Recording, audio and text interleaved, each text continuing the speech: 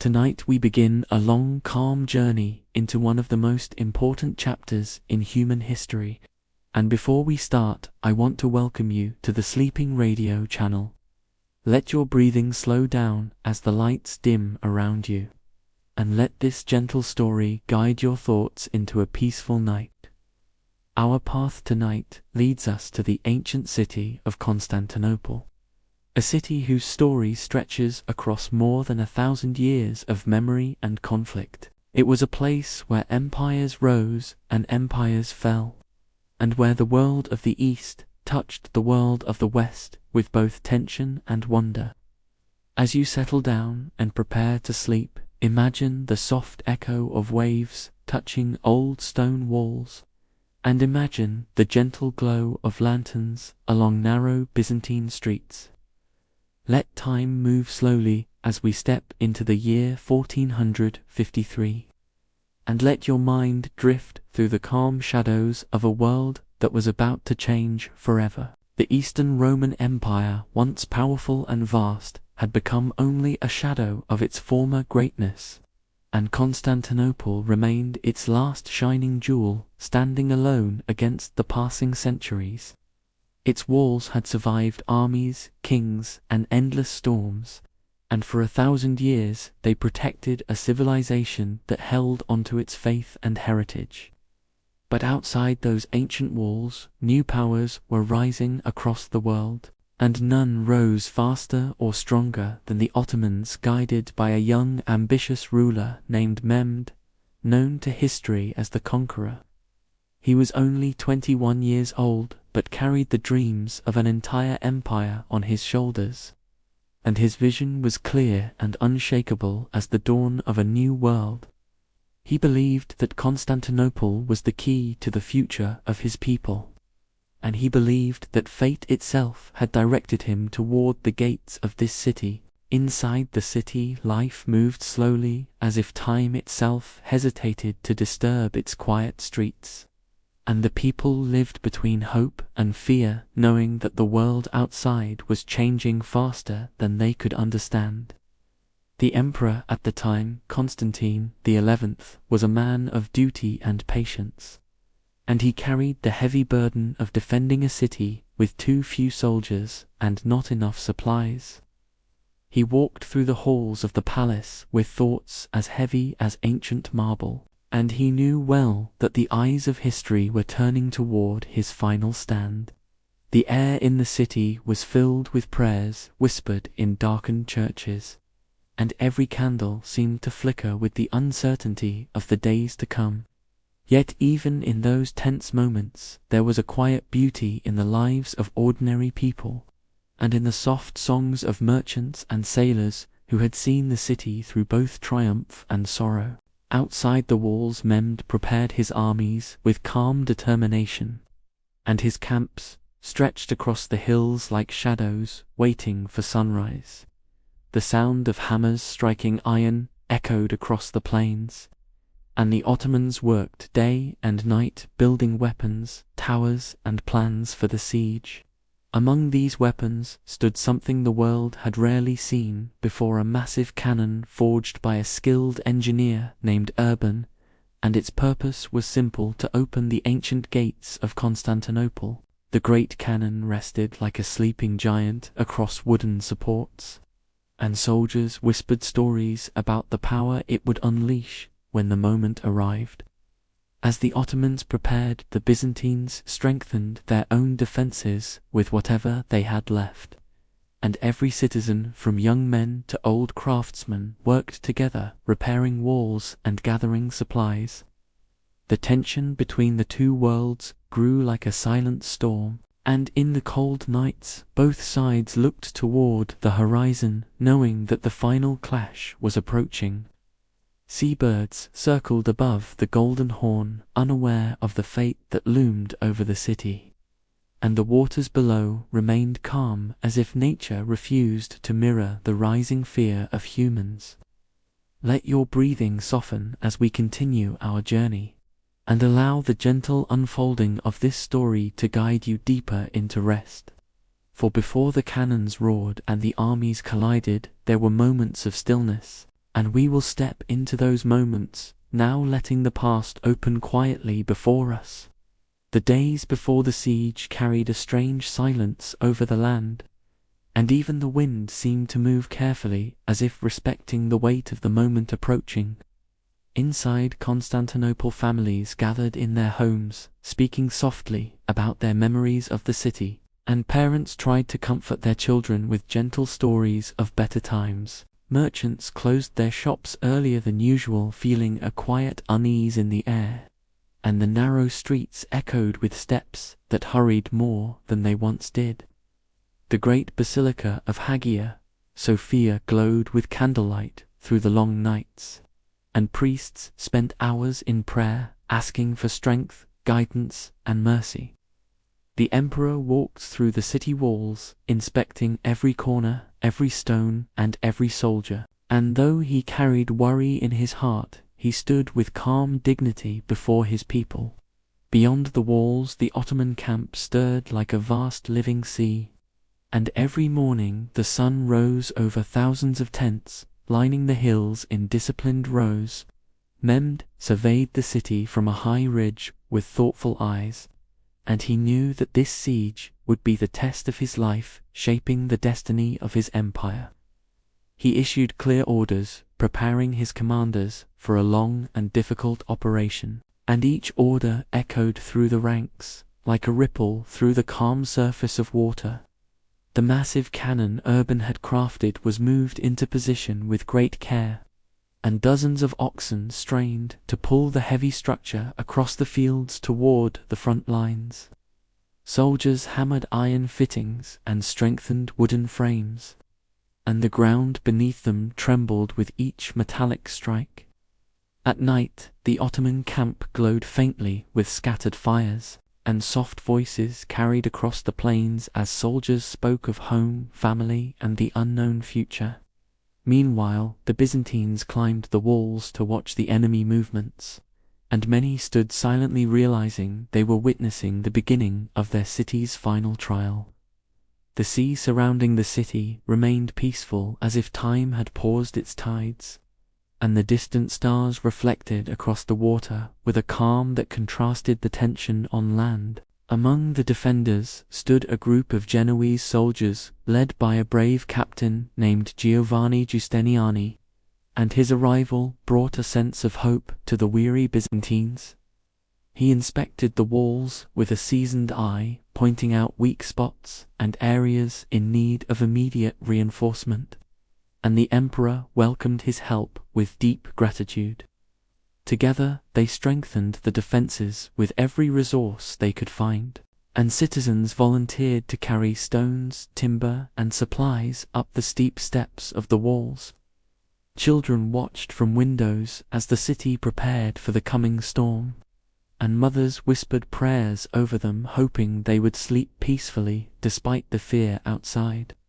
When the moon rose over the Sea of Marmara, its silver light touched the domes and towers of the ancient city, and everything looked calm, as if the centuries had not yet given way to change. The emperor gathered his advisors for a final council, and the conversations were filled with both courage and sorrow as they faced the truth of their fragile situation. Some believed that help from Western kingdoms might still arrive, and others felt that time had already passed too quickly for salvation. But despite their doubts, they remained united in their duty to protect their people, and their hearts held the quiet resolve of those who know they stand on the edge of history. Outside the walls, Mehmed walked through his camp, listening to the sounds of preparation, and he felt the weight of destiny stronger with each passing hour. He paused beside the great cannon and ran his hand across the cold surface of its iron, and he knew that when this weapon roared, the world would hear the voice of a new age. The final days before the siege moved with slow, heavy steps, and with each sunrise, the distance between the two worlds drew closer to a decisive moment. Let your thoughts drift like soft smoke as the story continues, and allow the calm rhythm of the past to guide you deeper into rest. As dawn broke across the horizon, the sky carried a pale light that touched both camps, and it marked the beginning of the final calm before the storm. From the highest towers of Constantinople, the defenders watched the Ottoman preparations unfold in the fields, and they felt the gravity of what was coming settle deep within their hearts. Inside the city, the streets were quieter than ever before, and even the usual sounds of merchants and sailors seemed distant, as if hidden behind a veil of worry. The emperor walked through the Bloshny palace, offering gentle words to the soldiers who guarded the gates, and each man bowed with respect, knowing they were part of something larger than themselves.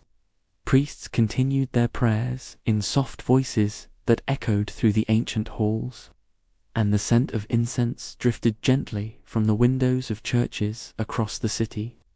In the night, before the first assault, some families chose to gather together for warmth and comfort, and they shared simple meals, holding on to the hope that their beloved city might endure one more miracle.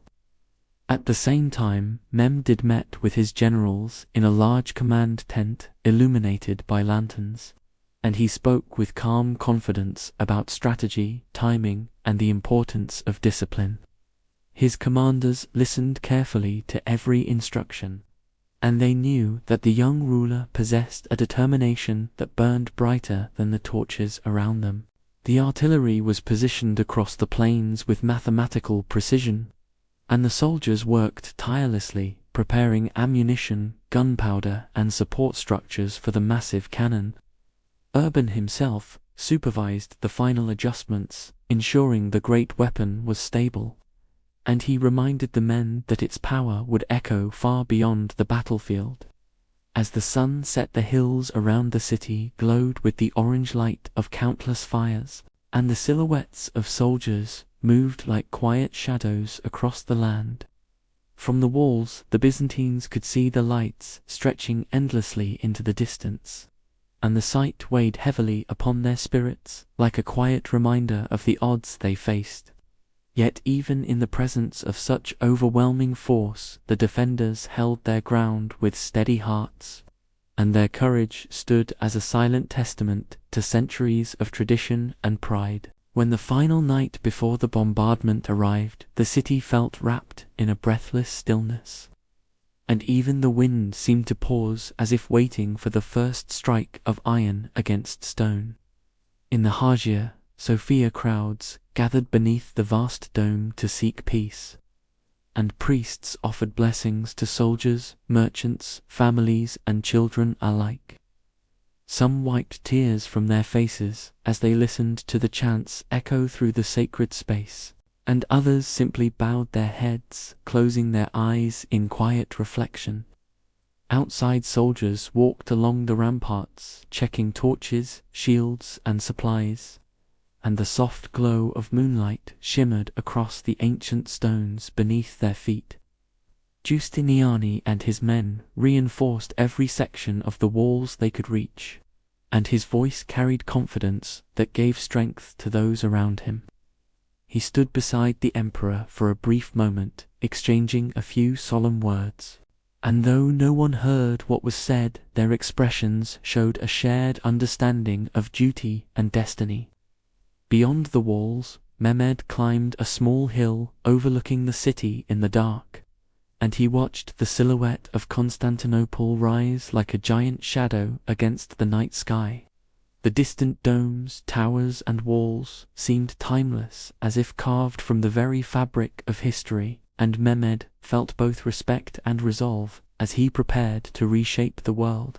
When he returned to his tent, he ordered the final preparations to begin at dawn, and the command spread quickly through the camp like a quiet wave of anticipation. The soldiers rested, sharpening their weapons and whispering prayers of their own, and the soft murmur of their voices blended with the crackling of fires under the stars.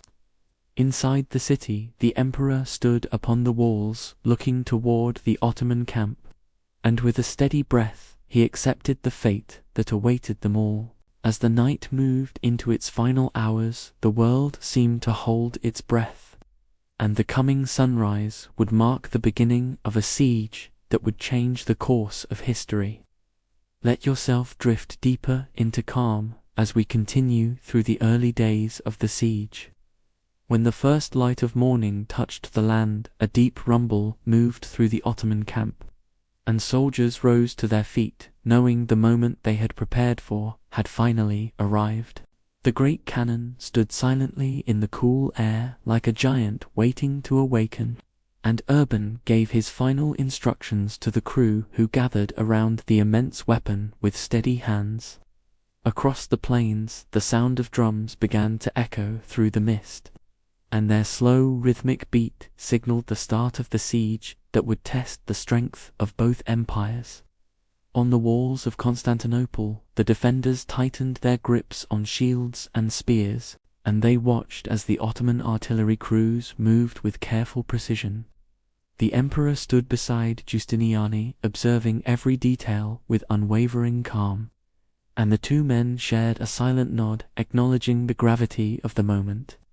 A hush fell over both sides as smoke curled upward from the cannon's fuse, and then with a thunderous eruption the giant weapon roared across the land. The ground shook beneath the feet of soldiers and citizens alike, and the echo of the blast rolled across the hills like distant thunder.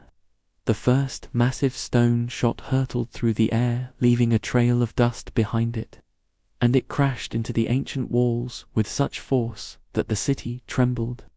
Stones cracked and dust burst into the sky as the defenders shielded their faces, and the people inside the city felt the vibration through homes, churches, and streets. Another shot followed, with equal fury, striking near the same point, and the defenders rushed to inspect the damage, while engineers brought materials to fortify the breach. The Ottomans continued their barrage, with smaller cannons firing in steady rhythm, and their constant thunder created a drumbeat of war that echoed from morning to night.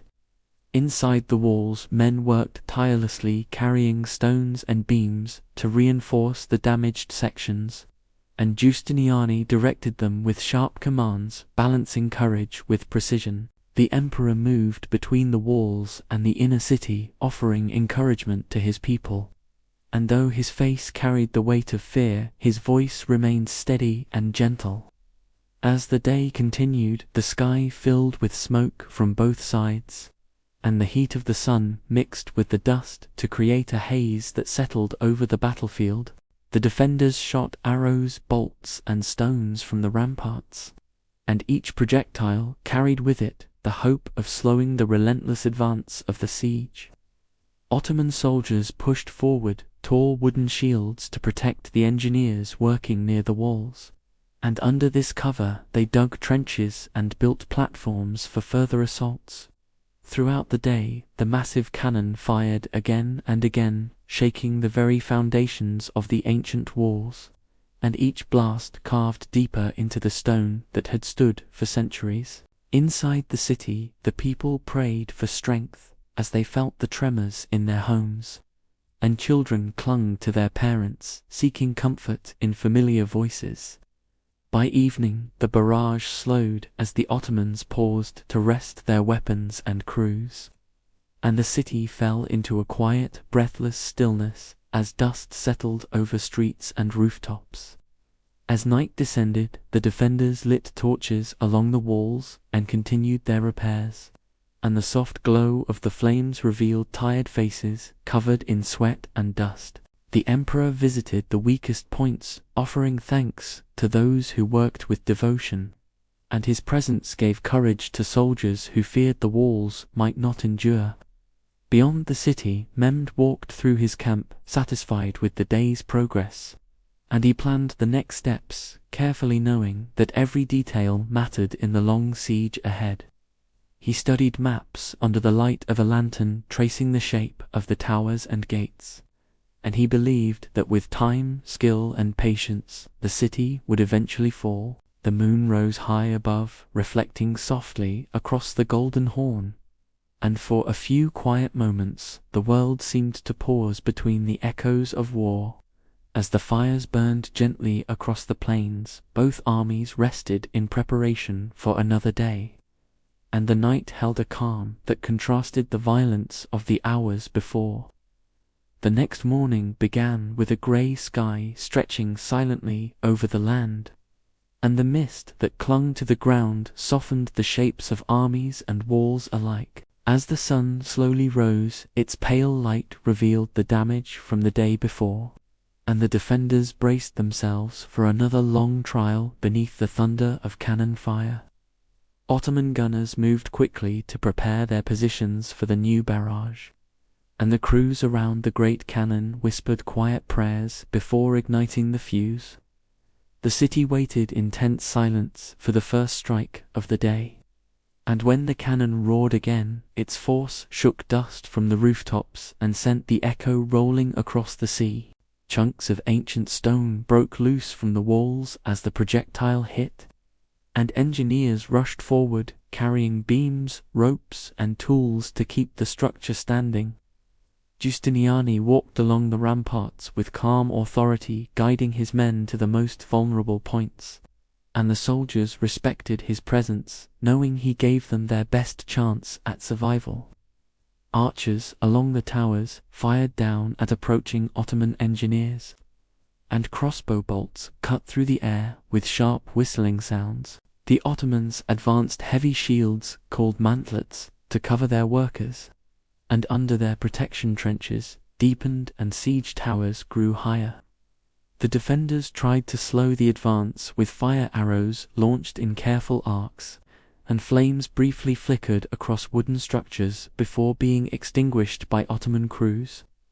Inside the city, the streets filled with quiet activity as citizens carried supplies to the walls, and others worked together, grinding grain, baking bread, and preparing water for the soldiers. The city's bells rang softly through the morning air, calling people to prayer, and the sound carried a mixture of hope, sorrow, and determination.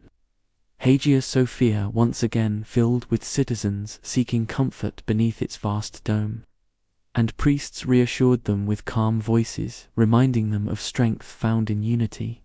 Outside the walls, the Ottomans adjusted their strategy based on the previous day's results, and Mehmed met with his generals to refine the positions of artillery and infantry. He spoke with confidence and vision, outlining how the siege would tighten around the city like a slow, unyielding tide, and his commanders listened closely, recognizing the clarity of his leadership.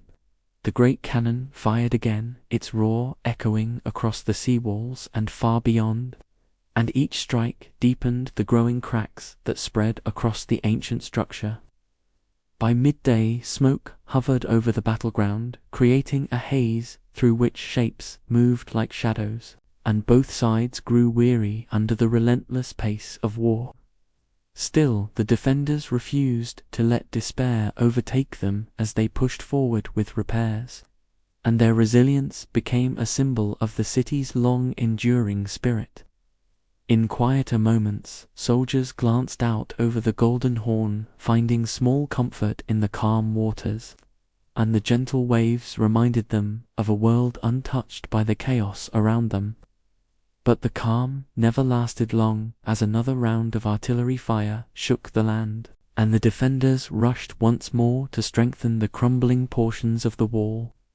Inside the city, exhausted men and women continued their tasks with silent devotion, and the bond between soldiers and civilians grew stronger with each passing hour.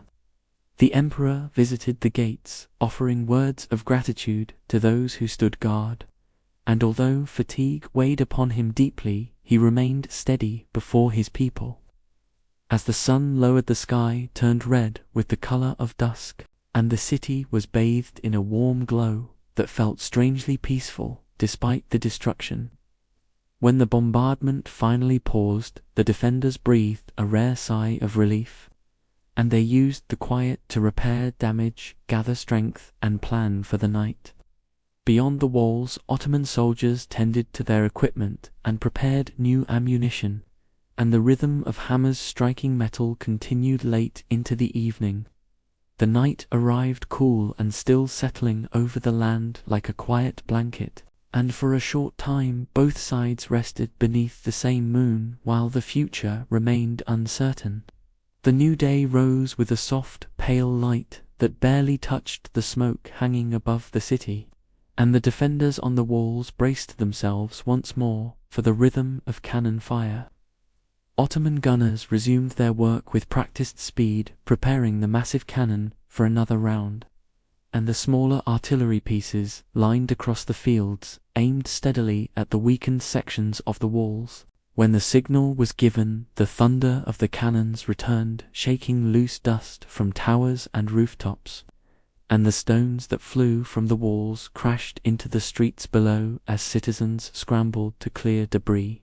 Engineers and workers hurried back and forth, carrying wooden beams to support damaged areas, and Giustiniani moved among them, offering instructions that kept the defenses from collapsing entirely. Each impact from the cannon deepened the cracks in the ancient stone, and the defenders knew that even the strongest walls could not endure such power forever. Inside the city, the sounds of destruction echoed through narrow alleys and open squares, and families huddled inside their homes trying to steady their hearts as the city trembled. The emperor walked through the palace halls and out to the ramparts, where he spoke with soldiers who had fought through exhaustion, and his presence among them offered reassurance that he shared their burden. Beyond the walls, the Ottomans advanced new siege towers closer to the city, and workers continued digging trenches designed to bring their forces within striking distance of the main defenses.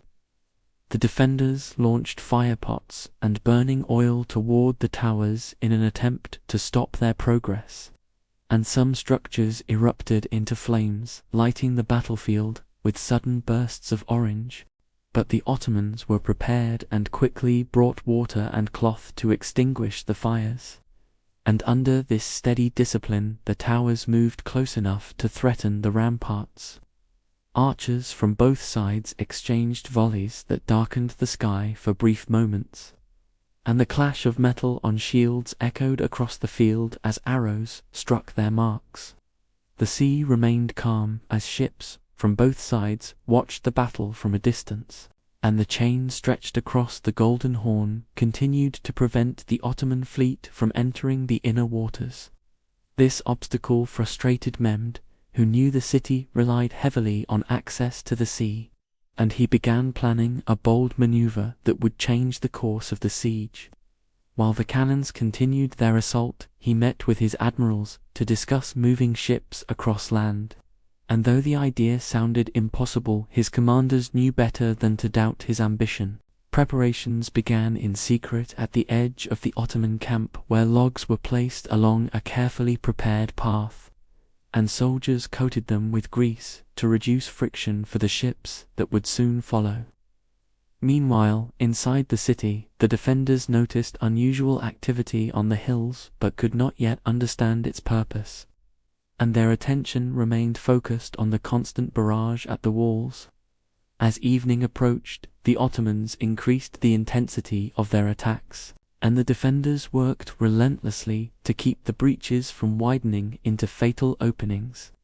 By nightfall, the sky was lit with fires from burning structures near the walls, and the smoke mixed with the cool air, creating a reddish haze across the battlefield. The emperor met once more with his commanders inside the palace to discuss the growing damage, and though their faces showed concern, they agreed to continue reinforcing the walls as long as possible. In the streets, citizens carried water, food, and medical supplies to the men on the ramparts, and their determination helped keep the city functioning despite the relentless assault. The Ottomans used the darkness to reposition artillery for the next morning, and the quiet movements of soldiers and engineers suggested that new strategies were taking shape. Inside the city, the defenders rested in shifts, sleeping wherever they could find space, and their weary bodies leaned against stone walls still warm from the day's bombardment. The night stretched on with only distant sounds of hammers and footsteps breaking the silence. and both sides knew that the following days would bring even greater trials. Before dawn arrived, the Ottoman camp was already alive with movement, and the soldiers prepared for another day that would push the siege closer to its turning point. The great cannon stood ready once more, its surface darkened from days of continuous firing, and the gunners carefully checked every detail, knowing the slightest mistake could destroy the weapon. As the first light touched the land, the barrage resumed with deafening force, and the defenders felt the walls shudder under each impact as dust poured down from ancient stone. Engineers climbed ladders carrying tools, ropes, and heavy beams to reinforce the weak points, and Giustiniani moved quickly along the ramparts, directing men toward the most threatened areas. Inside the city, the people had grown accustomed to the trembling ground beneath their feet, and they continued gathering supplies, repairing homes, and supporting the soldiers in every way they could. The streets near the walls filled with carts carrying stones and timber, and teams of workers moved in steady lines providing material for constant repairs. The emperor watched the battle from the battlements, seeing clearly how the walls were losing their strength, and he knew that soon the breaches would become too wide to defend. Beyond the walls, Mehmed prepared to unveil his boldest strategy yet, and his commanders gathered around him as he explained how the ships would enter the Golden Horn. The logs laid out in the forested hills formed a path leading toward the water behind the city, and soldiers waited beside them, ready to pull the ships across the land. With a signal from Mehmed, crews began pushing the first ships onto the greased logs, and slowly the vessels started sliding across the earth toward the inner harbor. The sight was astonishing as the Ottoman fleet traveled over land as if gliding on a river of wood, and the soldiers cheered as each ship reached the waters of the Golden Horn. When the defenders in the city saw the masts rising behind their protective chain, they were struck with disbelief, and panic swept through the ranks as they realized the Ottomans now controlled both sides of the harbor. The emperor called an urgent council to respond to this unexpected maneuver, and his advisors debated how to reposition their limited forces to defend the new threat. Meanwhile, the Genoese sailors who supported the Byzantines attempted to challenge the incoming fleet, and small skirmishes erupted across the water as ships maneuvered between floating barricades. But the Ottomans quickly established floating batteries covered with archers and artillery, and these platforms made it dangerous for the defenders to approach the newly positioned fleet. The addition of Ottoman ships inside the Golden Horn allowed Mehmed to tighten the siege from all directions, and it placed even greater pressure on the city, which was already struggling to hold its walls. Back on land, the cannon barrage grew more intense as the days continued, and the massive weapon tore wide gaps into the walls that once seemed unbreakable. The defenders filled the openings with wooden barricades, barrels, earth, and anything they could carry, and they fought desperately to hold back the enemy who advanced closer each day. Ottoman infantry attempted several assaults on the weakened sections supported by ladders and shield formations, and the defenders met them with arrows, boiling oil, and stones hurled from the ramparts. The clashes at the walls grew more brutal as the siege tightened, and both sides suffered heavy losses in the desperate struggle for control of the breaches. Inside the city, food supplies began to run dangerously low as the siege continued, and the citizens rationed their meals, sharing what little they had left. The emperor addressed his people, reminding them of their long history and their duty to protect their city, and his words brought strength to those who feared the approaching end. At night, the city was lit with scattered torches shining against the damaged walls, and the Ottomans positioned more artillery, preparing for another day of relentless bombardment. The siege had reached a point where neither side could withdraw nor rest, and the final stages of the struggle were beginning to take shape as the walls continued to crumble. The morning sky carried a deep reddish glow as another day of the siege began, and the smoke from previous bombardments hung in the air like a dim curtain over the battlefield. The defenders took their positions along the ramparts, ready for whatever new assaults might come, and their eyes were fixed on the breaches where the walls had been torn open by days of cannon fire. Giustiniani stood with his men examining the damage from the night before, and he ordered fresh barricades and earthworks to be placed in the most vulnerable areas. The emperor arrived soon after, walking slowly along the walls to reassure the men, and though exhaustion marked his features, he spoke with steady confidence. Outside the walls, the Ottomans prepared their artillery for another heavy barrage, and Mehmed watched closely as the gunners positioned the cannon for maximum impact. When the signal was given, the bombardment began with a roar that shook the ground beneath the soldiers' feet, and the walls trembled as stones broke loose and fell in heavy clouds of dust. The defenders braced themselves behind wooden reinforcements, holding shields above their heads as debris rained down, and engineers rushed to reinforce the barricades even as the damage increased. Ottoman archers advanced toward the front lines, firing volleys that forced the defenders to take cover, and infantry units carrying large shields moved forward to protect the workers, widening the trenches. Several ladders were raised against the walls as infantry attempted a swift assault, and the defenders pushed them back with spears and stones, sending many attackers falling to the ground below. Despite these efforts, the breaches widened further with every shot from the massive cannon, and the ancient stone which had resisted centuries of siege now crumbled under the relentless force. Inside the city, supplies continued to dwindle with each passing day, and families gathered in churches, sharing what little food remained among them. The streets grew quieter as more citizens stayed indoors, seeking safety from the constant tremors, and the distant echo of cannon fire became a background rhythm to daily life. In the harbor, the Ottoman ships that had crossed overland began forming new positions, and their presence turned the Golden Horn into a battlefield where skirmishes erupted frequently. The defenders launched a sudden night attack to burn the floating batteries, and for a moment the flames lit the water as Byzantine ships moved swiftly between the platforms. But the Ottomans responded quickly with reinforcements from the shore, and the defenders retreated under heavy fire, losing several vessels in the process. This failed attempt placed even greater pressure on the city, which now faced threats from land and sea, and the emperor understood that the siege was closing tightly from every direction.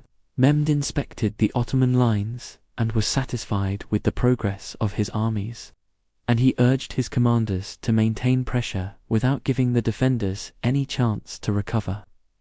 Near the walls, the trenches grew deeper and closer to the city, and Ottoman miners began digging tunnels in an attempt to collapse sections of the defenses. The defenders discovered the tunnels and launched countermining operations beneath the ground, and the dark, narrow passageways became battlefields of their own, where fire and smoke forced both sides to retreat. Above ground, the defenders struggled to hold the breaches with fewer soldiers than before, and Giustiniani fought tirelessly, moving from one point to another, encouraging his men to stand firm. But even his presence could not hide the growing cracks in the defenses as the walls weakened further, and everyone on the ramparts felt the weight of the approaching end. At night, the city glowed with torchlight, revealing the damage across the towers and battlements, and the exhausted soldiers leaned on their weapons, trying to gather strength for the next day. Outside the walls, the Ottoman fires burned bright across the hills, showing the vast scale of the besieging army, and the defenders knew that their enemy waited patiently for the final moment to strike. The siege had reached a stage where both sides felt the pressure of time tightening around them, and the decisive clash that would shape the future of the city drew steadily closer. The next morning arrived with a heavy quietness, that seemed unusual after so many days of constant thunder. And the defenders looked out over the battlefield, wondering if the Ottomans were preparing something new. Smoke drifted lazily across the broken ground between the camps, and the scars of the siege were visible everywhere, from shattered towers to scorched earth. Giustiniani inspected the ramparts with tired eyes, noticing how much the walls had weakened, and he knew that even the strongest men could not hold these positions forever. The emperor joined him and studied the widening breaches in silence, and both men understood, without speaking, that the final attack was no longer far away. Outside the city, the Ottoman soldiers gathered in large formations along the trenches, and their disciplined lines stretched across the hills like dark waves preparing to crash forward. Mehmed rode along the front ranks, observing every detail of the preparations, and the soldiers cheered quietly as he passed, showing loyalty to the ruler who led them with unshaken resolve. Artillery crews moved fresh ammunition to their positions and adjusted their aim, and the great cannon stood once more ready to unleash its devastating power. When the signal was given, the bombardment resumed with renewed intensity, and each explosion sent tremors through the defenses as dust and fragments filled the air. Stones fell in heavy chunks from the weakening walls as breaches widened, and defenders rushed again to reinforce the gaps with wood, earth, and anything they could carry. Ottoman infantry advanced behind large shields, attempting another push toward the breaches, and the defenders met them with arrows, spears, and stones thrown from the ramparts. Despite their efforts, the attackers grew bolder as the walls weakened, and several groups managed to reach the top of the rubble before being forced back. Inside the city, the people felt the changes in the rhythm of battle, and they realized that the walls could no longer endure many more days of such relentless pressure. The emperor ordered every available man to assist in fortifying the inner defenses, and additional barricades were built behind the most damaged sections of the walls. In the harbor, the Ottoman fleet continued its pressure on the defenders controlling vital positions, and the defenders struggled to maintain their limited numbers against constant attacks from the water. As the afternoon passed, the cannon fire caused one of the largest sections of the wall to collapse partly, and a loud rumble echoed across the city as dust rose like a cloud over the ruins. Giustiniani rushed to the area with his men forming a tight line to block the opening, and the defenders fought fiercely to prevent the Ottomans from taking advantage of the breach. The fighting at this section lasted for hours as both sides struggled for control, and the ground became covered with broken stones, splintered wood, and wounded men. Eventually the Ottomans withdrew to regroup, leaving the defenders exhausted but still holding the line, and Giustiniani knew they had only delayed the inevitable. Beyond the walls, Mehmed studied the damage with great interest and confidence, and he understood that the time for the final assault was approaching. He met with his generals that evening, outlining the plan to overwhelm the city with a coordinated attack, and his commanders listened with full attention as he described each phase. Inside Constantinople, the emperor met with citizens, priests, and soldiers in a somber gathering, and he urged them to stand together in what would be the final defense of their home. Many people wept quietly, but remained determined to endure whatever came, and the unity that filled the city that night brought a final strength to its weary heart. As darkness settled, torches burned along the ramparts, casting long shadows across the ruined walls, and the defenders prepared themselves for what they sensed would be the decisive moment. Outside the city, the Ottoman camp glowed with thousands of fires spread across the hills, and the movements of soldiers suggested that the long night ahead would bring more than rest.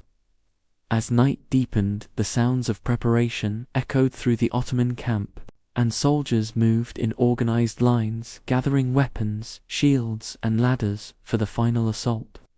Mehdi stood before his generals, outlining the final details of the attack with unwavering focus. And every commander understood the importance of timing, discipline, and determination in the hours ahead. Messengers carried orders across the vast encampment, ensuring each unit knew its exact role, and the steady rhythm of footsteps and voices filled the cool night air. Inside the city, the defenders sensed the shift in the atmosphere beyond the walls, and a heavy stillness settled over Constantinople as if the very stones held their breath. The emperor visited Hagia Sophia, where crowds gathered beneath the great dome for a final service, and the soft glow of candles lit the faces of people seeking comfort in their faith. Priests offered blessings for the soldiers and citizens alike, and the deep chants echoed upward into the vast arches of the ancient basilica. After the service, the emperor walked among his people, speaking quietly to those who approached him, and many bowed in respect, knowing this might be their last night within the city's ancient walls. Giustiniani returned to the ramparts, inspecting the breaches that had grown wide and fragile, and his men reinforced the barricades with whatever materials they could find. The defenders stood along the walls with torches flickering beside them, and their tired eyes looked out over the sea of Ottoman fires that glowed across the hills. In the harbor, the Ottoman ships maintained their positions, guarding the waters of the Golden Horn, and their crews prepared for coordinated attacks that would support the assault on the land walls. The moon climbed high above, casting pale light over the shattered towers and broken stones, and shadows stretched across the ground where countless soldiers had fought during the long siege. In the streets of the city, citizens gathered quietly, sharing food, water, and words of encouragement, and they tried to comfort one another as the final hours slipped away. From the ramparts, the defenders watched the movement in the Ottoman camp grow more organized, and they knew with certainty that the end was drawing near. Mehdi gave a final address to his soldiers, reminding them of the glory promised to those who triumphed, and the air filled with quiet determination as the troops prepared for battle. Artillery crews positioned the cannons for one last night of bombardment, and they lit their fuses with steady hands, sending explosions across the battlefield. Each blast shook the weakening walls and sent more debris tumbling into the city, and the defenders rushed to hold the breaches under a rain of dust and broken stone. As the night wore on, the roar of cannon fire continued without rest, and the once mighty walls of Constantinople groaned under the relentless assault. Inside the city, the defenders worked tirelessly, reinforcing barricades and repositioning troops, and the emperor moved among them, offering strength through his unwavering resolve. Near midnight, the bombardment reached its peak, creating wide openings that stretched from one tower to the next, and Giustiniani realized the enemy would be able to launch a full assault at dawn. He gathered his most experienced soldiers at the largest breach, preparing them for the coming attack, and their expressions were a mixture of fear and determination. In the Ottoman camp, soldiers knelt in long lines, reciting prayers before the battle, and the sound of thousands of voices rose together in the cool night wind. Drums beat slowly, marking the final hours before the assault, and their steady rhythm traveled across the plains, reaching the ears of the defenders on the walls. The city grew silent as the people retreated to their homes or places of worship, and the dim glow of scattered torches formed small islands of light across the darkened streets.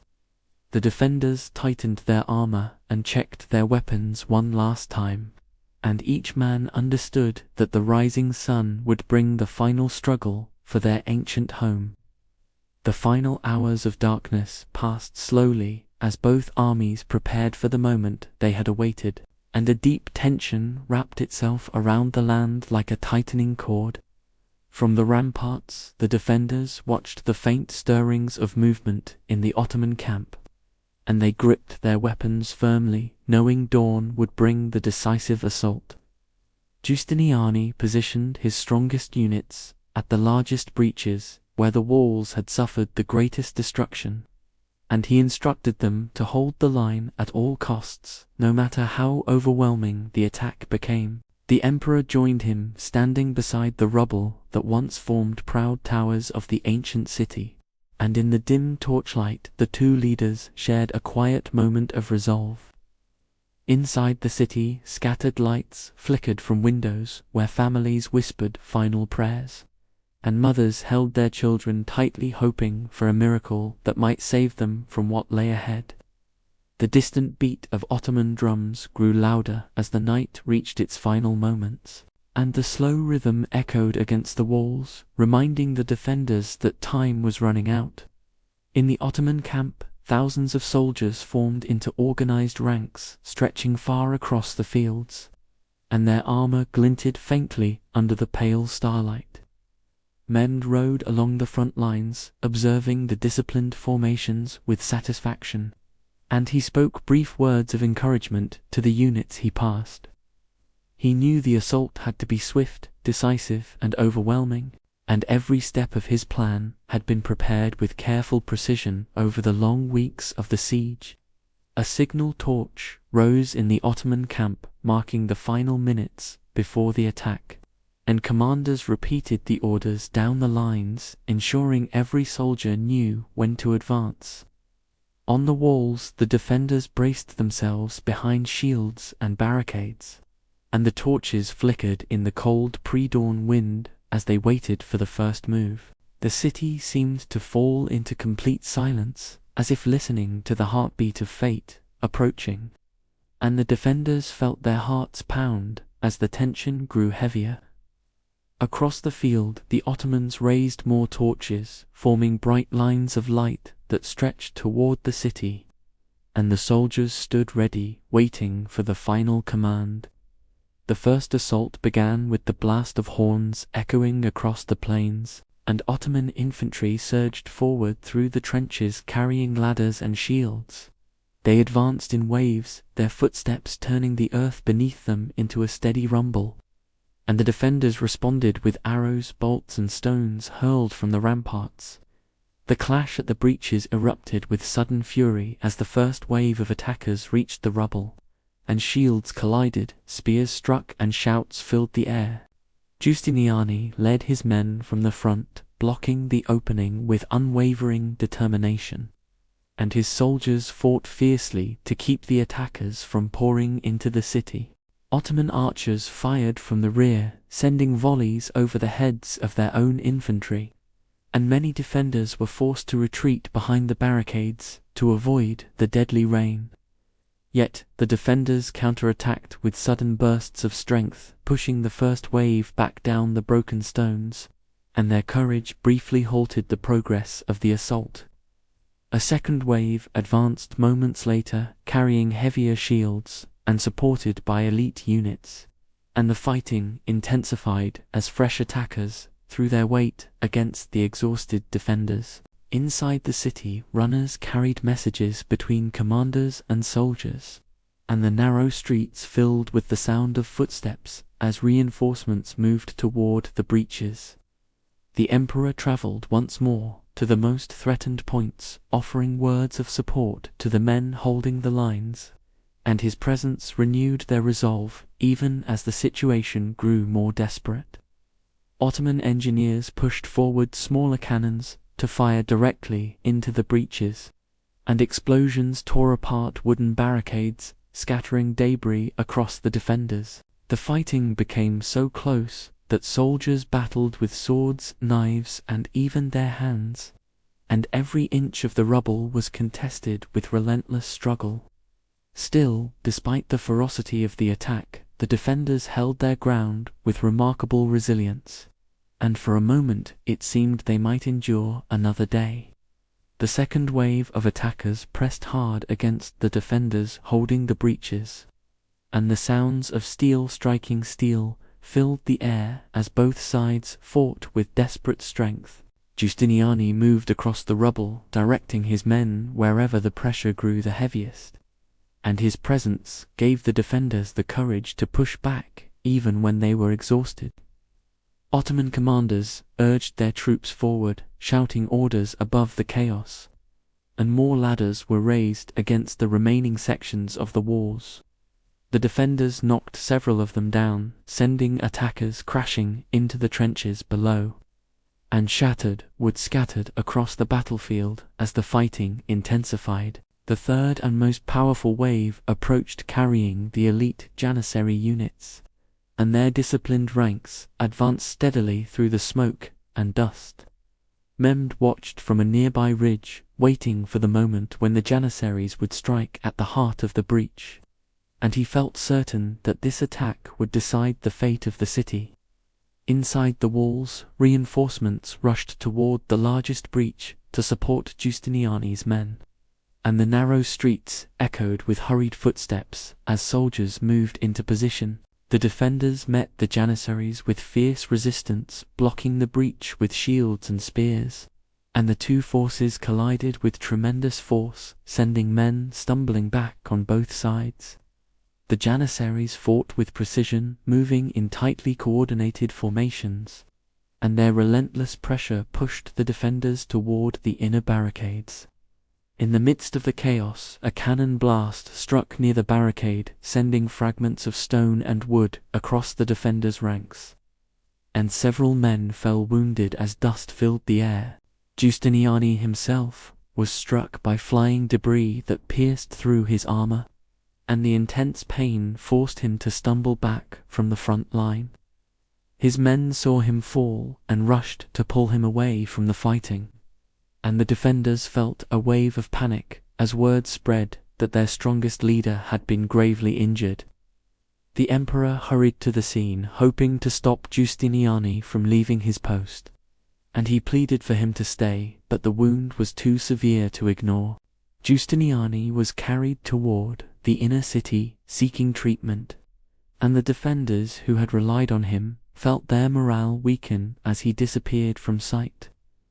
At that moment, the Janissaries sensed the sudden loss of leadership among the defenders, and they pressed forward with renewed strength, forcing their way deeper into the breach. The defenders fought bravely, but they were outnumbered and overwhelmed by fresh troops, and their lines began to bend under the weight of the assault. The emperor moved to the front, taking his place among the soldiers for what he knew would be the final stand, and he raised his sword, urging his men to fight for their city and their heritage. Ottoman infantry poured into the breach, climbing over rubble and fallen defenders, and their war cries echoed across the walls as they advanced steadily toward the city. At another section of the defences, a small postern gate was forced open by Ottoman troops, and this allowed more attackers to enter the city from an unexpected direction. The defenders tried to respond, but the sudden breach stretched their already thin forces too far, and confusion spread as they attempted to cover multiple collapsing points at once. Inside the city, cries rose from the streets as people realized the walls had been broken, and soldiers rushed through alleys, attempting to form new lines of defense. But the Janissaries continued advancing through the breaches, tightening their grip on the outer areas of the city, and the defenders found themselves pushed back toward the inner neighborhoods. The emperor fought among his men, refusing to retreat even as the situation grew hopeless, and his final moments approached as the battle consumed the last defenses of Constantinople. The Janissaries advanced deeper into the city with steady, unwavering momentum, and the defenders who remained at the main breach fought against them with every ounce of strength they had left. The emperor stood at the front lines, his sword raised as he called on his men to hold their ground, and his voice carried through the chaos, reminding them of their duty to the ancient city they loved. But the defenders were outnumbered and exhausted, and their formation began to break apart, and the Janissaries pressed forward, filling the breach with fresh waves of disciplined soldiers. At the small postern gate, the Ottomans who had broken through spread quickly into the city's interior, and they overwhelmed the guards stationed there, securing another opening into Constantinople. With multiple entry points collapsing, the defenders no longer had the strength to hold the walls, and the Ottoman forces flooded into the outer districts, moving from street to street. The emperor realized that the final defense of the city now lay within its narrow lanes and open squares, and he rallied the last of his men to face the enemy inside the walls. Fighting broke out across the city as defenders made desperate stands behind barricades and broken stone, and the echoes of swords clashing and shields splintering filled the streets. The Ottomans continued advancing in organized lines, pushing aside resistance wherever they met it, and their commanders urged them to move swiftly to prevent the defenders from regrouping. Near the main breach, the emperor fought beside a small circle of loyal soldiers, and together they held off the attackers for a brief but fierce moment. But the Janissaries closed in quickly, tightening the ring around them, and arrows and blades struck from every direction as the defenders struggled to keep their footing. The emperor refused to flee even when urged by those who still stood beside him, and he made his final stand in the midst of the chaos, choosing to die with his city rather than abandon it. His last known moments were spent fighting among the rubble of the broken walls, and those who witnessed it said he fought with unmatched courage until he fell. With the emperor gone, the remaining defenders lost their final symbol of unity, and the Ottoman soldiers surged forward, overwhelming the last resisting groups. Inside the heart of the city, people heard the growing roar of battle drawing closer to their homes, and many fled deeper into churches and hidden rooms, seeking protection wherever they could find it. The streets filled with dust, smoke, and the cries of both soldiers and civilians, and the ancient stones of Constantinople bore witness to the city's final struggle. At the harbor, the Ottoman fleet advanced toward the remaining Byzantine ships, and several vessels were captured or destroyed as the defenders attempted to escape or regroup. More Janissaries reached the central districts, pushing toward key landmarks, and their disciplined formations allowed them to take control of large sections of the city with little resistance. The defenders who still held isolated positions fought bravely, but their efforts were no longer coordinated, and one by one these pockets of resistance were subdued by the advancing forces. At Hagia Sophia, crowds of citizens gathered in fear as they heard the battle drawing nearer, and the great doors of the basilica were closed as people prayed together beneath the vast dome. Outside the walls, the dawn sky brightened, revealing the full scale of the Ottoman victory, and the city that had once stood strong for more than 1,000 years now lay broken under the weight of the final assault. Ottoman banners rose above the shattered ramparts, signaling the fall of the great city, and the soldiers who saw them cheered as they realized the long siege had come to an end. Through the breaches and broken gates, the Ottoman army poured into the heart of Constantinople, and the conquest that had been sought for centuries had finally been achieved. The Janissaries moved swiftly through the streets, securing key positions across the city, and their disciplined formations allowed them to take control with remarkable speed. As they advanced, they encountered groups of defenders who continued fighting despite the hopelessness of the situation, and these final clashes echoed through the narrow streets like fading thunder. Inside Hagia Sophia, the crowd listened in terror as the sounds of battle grew louder outside, and the priests continued their prayers while trying to calm the people around them. Moments later, Ottoman soldiers reached the great basilica and surrounded its doors, and with a forceful push, they entered the sacred space that had stood at the heart of the empire for centuries.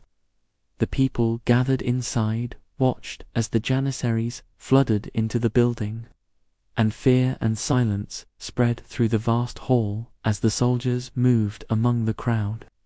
Outside the basilica, more Ottoman troops spread across the city, marking important buildings with the Sultan's authority, and banners were raised over gates, towers, and administrative halls.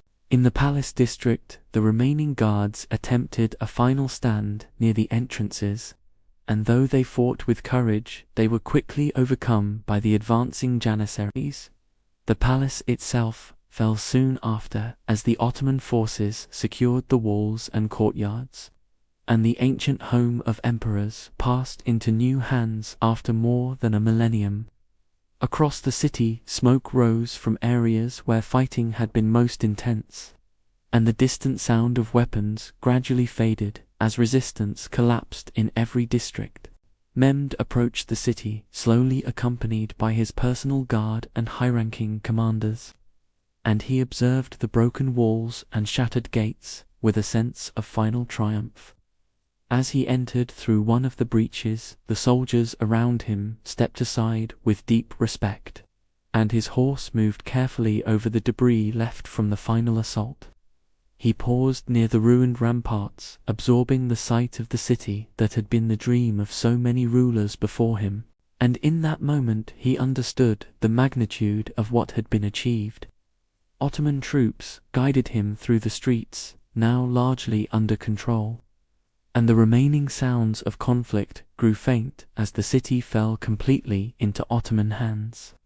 When Mehmed reached Hagia Sophia, he dismounted and walked toward the great entrance, and the soldiers around him stood silently as he stepped inside the basilica. The vast hall still echoed with the whispers of frightened citizens who had gathered there, and the Sultan looked upward toward the immense dome that had stood for centuries. In a gesture that marked the beginning of a new era, he ordered the building to be converted for worship, and the Basilica of the Byzantine world became the first great mosque of the Ottoman Empire. Outside the basilica, the city continued to settle under Ottoman control, and messengers were sent across the camp, carrying news of victory to the distant units still positioned around the walls.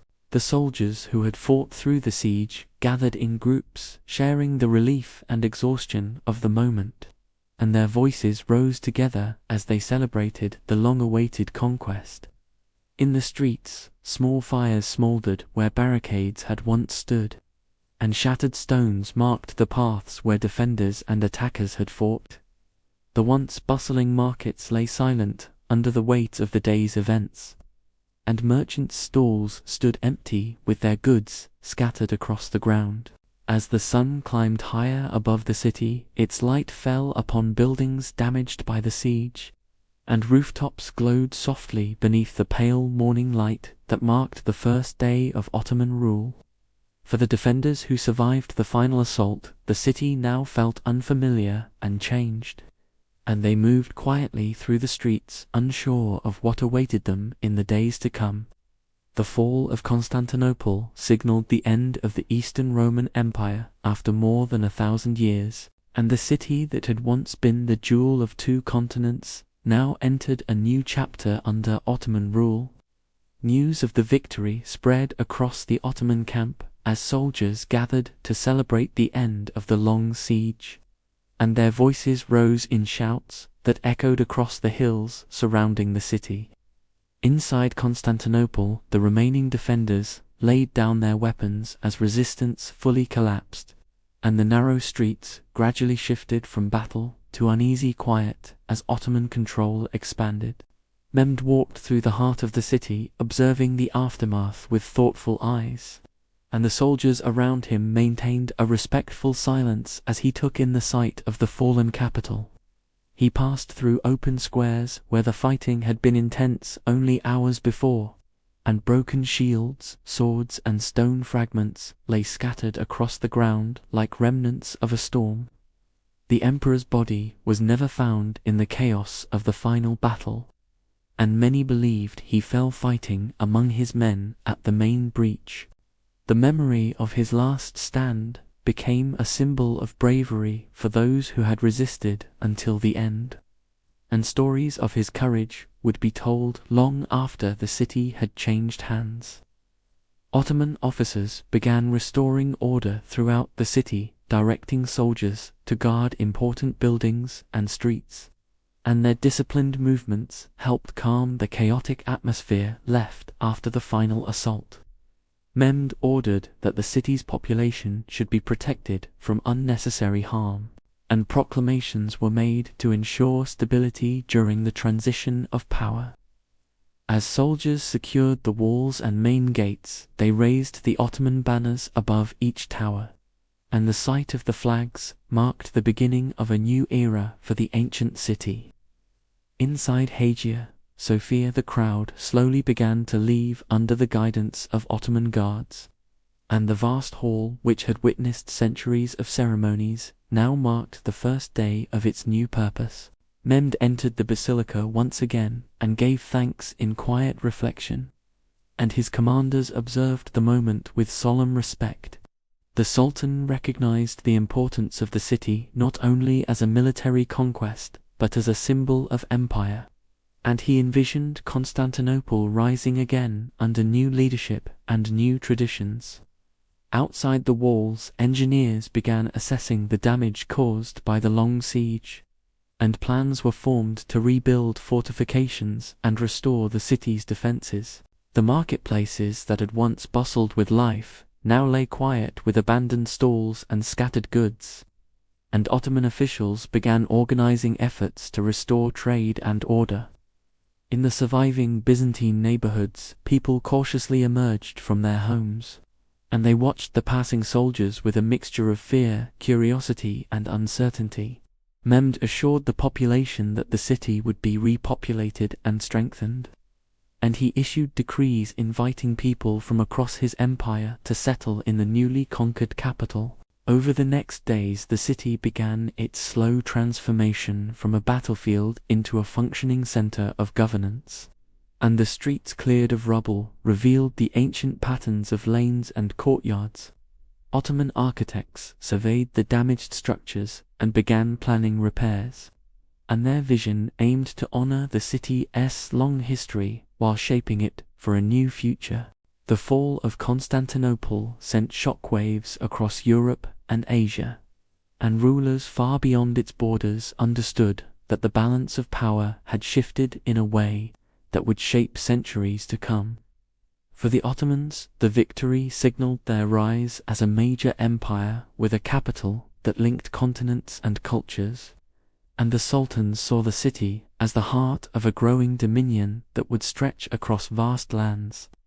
In the days following the conquest, soldiers explored the streets and districts that had once been forbidden to them, and the city began to echo with new languages and voices from across the empire. The harbor filled with Ottoman ships now firmly under their control, and the Golden Horn became a lifeline for trade that would soon revive the city's economy. The broken walls were reinforced under the supervision of skilled engineers, and the process of rebuilding ensured that the city would stand stronger in the years ahead. As the first week passed, Constantinople felt the beginnings of a renewed pulse beneath the changes, and the foundations of a new imperial capital slowly took shape under Ottoman rule. The days after the conquest unfolded with a mixture of silence and rebuilding as the city adjusted to its new rulers, and the streets that had echoed with battle now filled with the controlled movements of Ottoman patrols. Mehmed focused on stabilizing the city by appointing officials to oversee different districts, and their responsibility was to restore order, protect the population, and ensure that trade and daily life could begin again. He understood that a city as old and important as Constantinople could not thrive through conquest alone, and he worked to transform it into the heart of his expanding empire with care and vision. One of his first actions was to reorganize the administration of the city, and he placed trusted advisors in key positions to manage resources, markets, taxes, and security. The Sultan visited the damaged walls, where engineers were already clearing rubble and planning new fortifications, and he emphasized the importance of strengthening the city to prevent future invasions. Ottoman soldiers helped remove debris from the streets, making paths clear for citizens and merchants. And the smell of smoke and dust slowly faded as the days passed. In the marketplaces, traders cautiously returned to their stalls to assess the damage, and officials encouraged them to resume their work, promising fair treatment and protection. Many buildings had been abandoned during the siege, leaving entire neighborhoods empty, and Mehmed announced policies inviting people from across Anatolia and the Balkans to settle in the city. These newcomers brought with them skills, languages, and traditions that soon blended with the city's ancient culture, and Constantinople began to grow into a vibrant center of diversity once more. Hagia Sophia underwent a transformation as artisans and workers prepared it for its new role, and the vast dome that once echoed with Byzantine hymns now heard the sound of new prayers rising beneath it. The Sultan's decision to preserve the structure showed his respect for its architectural and historical importance, and his actions ensured that the building would remain one of the most magnificent monuments in the world. Across the city, craftsmen repaired houses, mosques, baths, and public buildings damaged during the siege, and the steady rhythm of hammers and tools became the new soundtrack of the recovering capital. The harbor quickly returned to life as ships from across the empire arrived carrying goods and passengers, and the Golden Horn became a center of commerce that connected distant cities through trade. Mehmed walked through the restored districts, observing the progress with satisfaction, and he spoke with citizens, encouraging them to rebuild their lives and contribute to the new era. In the palace district, plans were made for constructing new administrative buildings, and architects worked to design structures that would reflect Ottoman culture while honoring the city's long history. The fall of the city had changed the entire region, and word of the event continued to spread across distant kingdoms, and rulers across Europe and Asia recognized that the Ottomans now held a powerful capital at the crossroads of continents. Diplomats from foreign nations began to arrive, seeking to establish relations with the new rulers, and the Sultan welcomed these envoys, understanding the importance of maintaining connections beyond the empire's borders. Inside the city, former Byzantine nobles who survived approached Mehmed seeking guidance for their future, and he granted some of them positions and protections to help integrate them into the new order. The cities, churches, monasteries, and schools were surveyed and catalogued, and arrangements were made to preserve many of them while converting others to serve new purposes. The people of Constantinople slowly grew accustomed to the presence of Ottoman soldiers in their streets, and daily routines began to return as shops reopened and tradesmen resumed their work. The Sultan took measures to protect scholars, artists, and craftsmen, and he encouraged them to contribute to the cultural revival that would soon flourish under Ottoman patronage. Over time, the city began to rebuild not only its walls, but its spirit, and the echoes of the siege faded as new life filled the squares, markets, and neighborhoods. What had once been the capital of a fading empire became the rising center of a new and powerful one, and Constantinople transitioned from its Byzantine legacy into becoming the shining capital of the Ottoman world. Weeks passed, and the city continued its slow transformation from the ruins of siege into a living capital once again, and the people who walked its streets felt the shift as new voices and new customs mingled with the old. Mehmed spent long hours touring the districts that had suffered the worst damage, and he spoke with builders, engineers, and officials to ensure every neighborhood would recover. The rebuilding of the walls remained a priority for the Sultan, who understood their symbolic and strategic value, and masons worked tirelessly lifting new stones into place where ancient blocks had fallen. The Ottomans repaired the main gates, reinforcing them with fresh wood and iron, and guards were stationed at each entrance to maintain order and protect travelers entering the city. Inside the markets, merchants from distant lands began arriving again with fabrics, spices, metals, and other goods, and their presence signaled the revival of trade that had long sustained the city's prosperity. The harbor grew busy as ships loaded and unloaded cargo throughout the day, and the waters of the Golden Horn filled with the sounds of sailors calling out instructions as they maneuvered their vessels. Mehmed encouraged settlers from across his empire to move into the newly conquered city, and soon the empty districts filled with Turkish, Greek, Armenian, Jewish, and Balkan families living side by side. The mixture of cultures created a new energy within Constantinople, and the city's narrow lanes echoed with different languages, blending into a lively atmosphere of renewal. Scholars began to arrive in greater numbers seeking support from the Sultan, and Mehmed welcomed them, offering patronage to anyone capable of contributing to science, literature, art, or philosophy.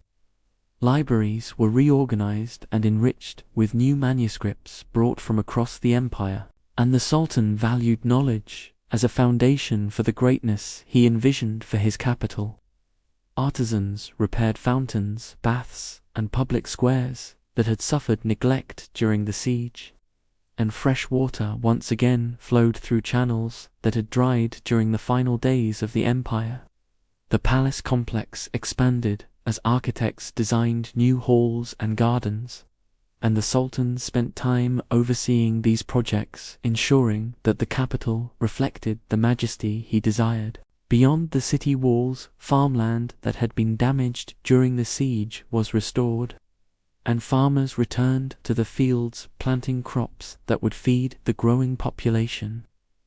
Trade routes flourished as merchants carried the news of the city's revival to distant regions, and caravans began arriving with goods that strengthened the empire's wealth. Within the city's religious communities, new arrangements were made to protect their rights, and leaders from various faiths met with Mehmed to establish systems of coexistence under Ottoman rule. This approach created a sense of stability that helped ease the fears of those who had lived through the chaos of the siege, and gradually people began to trust that the new rulers intended to preserve the city's diversity. The once silent night streets, now filled with the glow of lamps hanging from homes and shops, and the voices of families gathering outside, brought warmth back to neighborhoods that had known only fear for weeks. Artisans reopened workshops where they carved wood, painted tiles, forged metal, and wove textiles, and their skills soon contributed to the unique style that defined the new era of the city. In Hagia Sophia, workers completed the adjustments needed to convert the basilica while preserving its grandeur, and the vast dome stood as a symbol of the city's transformation under new leadership. The Sultan walked through its halls admiring the artistry left behind by the Byzantines, and he ordered that the building be maintained with respect for its history. As the city healed, ambassadors from distant nations arrived seeking audiences with the Sultan, and the diplomatic activity signaled Constantinople's return as a vital center of political influence. Mehmed envisioned the city as the jewel of his empire, a bridge between continents and cultures, and he worked tirelessly to lay the foundations for a future that would surpass its Byzantine past. People began to say that the city had been reborn under new light, and its streets filled once more with the life, commerce, and culture that had defined it for centuries. As the months continued, the city moved further away from the memory of siege and closer to the rhythm of renewal, and the people felt the pulse of a growing empire shaping their daily lives. Architects expanded the palace district, designing new courtyards, gardens, and halls for the administration of the empire, and these spaces reflected both Ottoman tradition and the deep history of the city. Workers repaired the streets that had been shattered by artillery and heavy fighting, and merchants returned to their stalls, bringing spices, fabrics, pottery, and metals from distant regions. The city's port grew stronger each week as more ships traveled through the Bosphorus, and sailors carried news that Constantinople was becoming a powerful center of trade once again. Schools opened in different districts where scholars taught mathematics, astronomy, art, and languages, and young students listened eagerly as knowledge spread through the revived city. Mehmed encouraged the building of new mosques, libraries, and public squares, and he ensured that the architects preserved the beauty of older structures that carried the legacy of the past. In the restored gardens, families gathered in the evenings to talk and share meals, and children played near the fountains that once again flowed with clear water. The city's markets became known for their variety of goods brought from across Europe, Asia, and Africa, and traders traveled long distances to take part in the growing prosperity. Craftsmen carved wood, painted tiles, forged metal, and created decorations that adorned homes and public buildings, and their work brought color and life to the streets. As Constantinople transformed, more travelers wrote about the city in their journals and letters, and they described it as a place where cultures blended and ideas flourished. Political envoys arrived carrying messages from distant kings who wished to establish ties with the rising empire, and the Sultan welcomed these diplomats with ceremonies that displayed the grandeur of the new capital. The empire's influence expanded as new territories came under Ottoman control, and Constantinople became the strategic and administrative heart of this vast dominion. Farmers from nearby lands brought their produce into the city, filling the markets with fruit, grain, vegetables, and livestock, and these supplies supported the rapidly growing population. In the evenings, the call to prayer echoed across the city, blending with the sounds of people gathering in homes and marketplaces, and the warm glow of lanterns filled the streets with gentle light. The city became known as a place where artists, musicians, and poets thrived under the Sultan's patronage, and the courts hosted gatherings where stories, music, and poetry were shared. Families rebuilt their lives, repairing homes that had been damaged during the siege, and the neighborhoods regained their warmth as people settled into their routines. The transformation of the city attracted people from across the empire who hoped for opportunity and stability, and they brought new customs, languages, and traditions that shaped the city's character. Mehmed walked through the districts, watching the progress with quiet satisfaction, and he saw the city rising from the ruins, stronger than it had been in many years. The great walls that had once been shattered were reinforced with new stone and iron, and the sight of these restored defenses reminded the people that the city was protected once more. By the end of the second year, Constantinople stood firmly as the capital of a thriving empire, and its streets, markets, schools, and harbors echoed with the renewed life of a world reborn. As time moved forward, the new capital continued to grow into a center of culture, faith, and power, and the memory of the siege faded into history as the city embraced its future. The Sultan invited architects from across the empire to design structures that would define the Ottoman era, and their creations blended elegant patterns with sturdy foundations meant to endure centuries. New mosques rose beside ancient churches, mirroring the layers of history that shaped the city, and the skyline became a symbol of harmony between old and new. Markets expanded into larger complexes where merchants traded goods from 3 continents, and the streets surrounding these markets filled with music, laughter, and the voices of visitors. Scholars gathered in public halls, discussing philosophy, mathematics, medicine, and astronomy, and their debates enriched the intellectual spirit of the city. Artists painted intricate designs on walls, pottery, and textiles, using colors inspired by the lands of the empire. And their creations filled homes, palaces, and shops with beauty. Writers recorded the events of the city, preserving memories for future generations.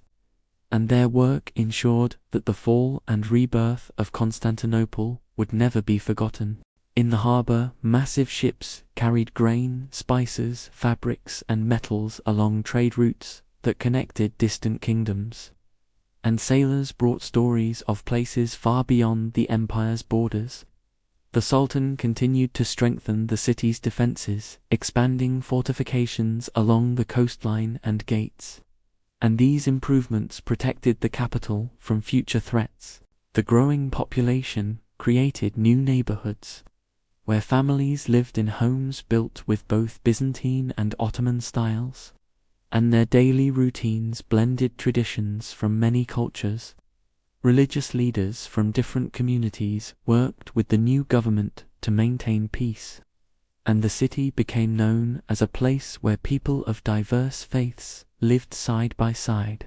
The palace gardens grew into vast spaces filled with trees, fountains, and pavilions, and the Sultan often gathered there with advisors to discuss matters of state. Over the years, Constantinople became the political and cultural heart of an empire that stretched across continents, and its influence shaped the world far beyond its walls. Travelers from Europe wrote that the city had become one of the greatest they had ever seen, and they marveled at its markets, its monuments, and the strength of its government. Diplomats visited the palace to forge alliances with the Ottoman rulers, and these meetings shaped international relations for decades to come. The city's strategic location made it a gateway between East and West, and its harbor connected merchants and travelers from countless nations. As the decades passed, the city continued to expand, with new districts built beyond the ancient walls, and each generation left its own mark on the capital. The memory of the siege remained as a reminder of the cost of power and the rise of new eras, and storytellers passed down the events to teach lessons about courage, resilience, and destiny. Constantinople, now known as Istanbul, stood as a symbol of unity, strength, and renewal, and its transformation became one of the most remarkable chapters in world history. The city endured through war and peace, through destruction and rebirth, and its story lived on in the hearts of all who walked its ancient streets.